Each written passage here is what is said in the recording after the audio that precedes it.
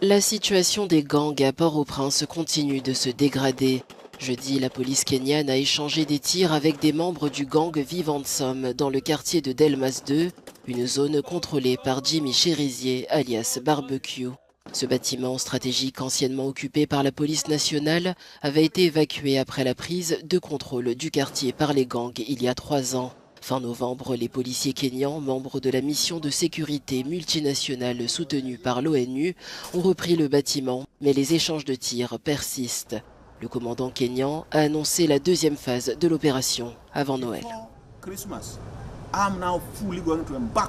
Avant les fêtes de Noël, je m'engagerai pleinement dans la deuxième phase de cette opération.